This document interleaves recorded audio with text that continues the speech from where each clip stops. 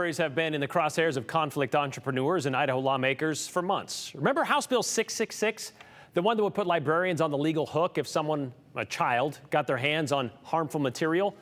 Well, it passed Idaho's House in March, but ultimately stalled in the Senate. It then took 5 tries to pass a budget for the Idaho Commission on Libraries based on a false red flag raised by Republican lawmakers about pornography being in our libraries, dragging the legislative session into the wee hours of one of the last days.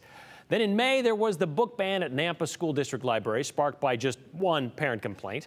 And now sights are set on the Meridian Library District, a direction being driven by a conservative group who call themselves the Idaho Liberty Dogs. And they are naming books on shelves that are supposedly indoctrinating children. Here's Andrew Bartline. A trip to the Meridian Library. I think reading is becoming a lost art almost. It's a whole family event for Sandy Maple. Every 2 weeks or so. And her 11-year-old grandson. He loves to read. Charlie Cohen. When you're just reading, you can just get caught up and forget about things. And you could just picture the story in your mind.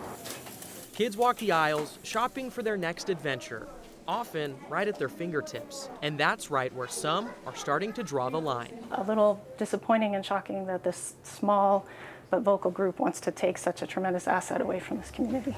Over the last few library board meetings, Board Chair Megan Larsen says a group of community members claim pornography and indoctrination can be found at the library. These are the same complaints that public libraries are receiving around the country. The complaints align with this flyer shared by the conservative activist group, the Idaho Liberty Dogs.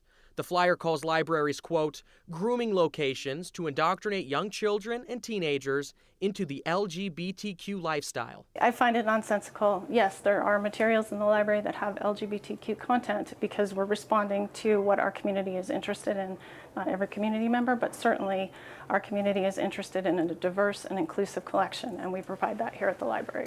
So what are these books? The flyer shared by the Liberty Dogs lists 5 titles: Gender Queer, Sex is a Funny Word, Two Boys Kissing, Big Hard Sex Criminals, and Captain Underpants. So we actually have the first book checked in right now. Captain Underpants can be found in the children's section, but Associate Librarian Nikki Kreiner says the book is no more inappropriate than a superhero, such as Batman. It's kind of silly, not something that you would go for highbrow humor, but other than that, it's fine. But what about the graphic novel, Gender Queer? That's going to be over here. It's on the other side of the building. In a noticeably quieter section of the library. We're very separate from where our kids are. Separate because these books aren't meant for children in the first place. Everything about it, we try to make sure that it's known as it's an adult book. This is not a children's section. But the book's on the shelf, and here, children do wander. You should be monitoring what your children are reading. Sandy says she hasn't noticed any inappropriate material for her grandkids, and if she did, that doesn't mean she wants the book banned. It's everywhere. A lot of inappropriate stuff in the whole world. Sandy says that just means you should be looking at a different shelf. Not an easy job, but you need to be on top of it. I think if you talk to your kids and they talk to you, then that eliminates a lot of problems. And you should still be the adult.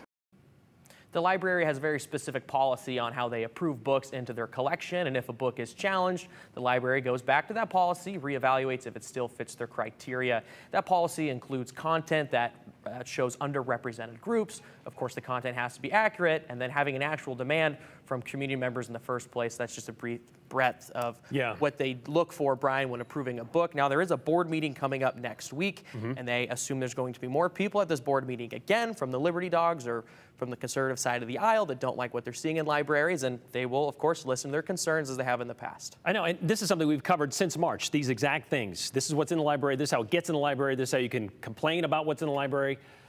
They'll see how it goes from there. But of course, you know, you may be wondering why we didn't hear from the group sharing these flyers that Andrew just showed us, the Idaho Liberty Dogs. It's not that we didn't try or Andrew didn't try and we just decided to leave them out. Andrew got this response from them today when he asked them to speak to us about the Meridian Library District and their flyers. Here's what they said. Hi, Andrew. Thanks for reaching out.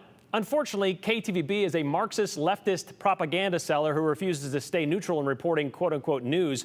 So we'll continue to decline speaking with anyone from your organization until KTVB decides to be honest. Also, any organization with connections to Brian Holmes is not welcomed. We wish you luck and hope you have a great day. Interesting that when we ask to speak to them, they say they won't talk to us because we don't ask to speak to them, which is Very interesting, but there you go. Any organization, by the way. We'll be right back.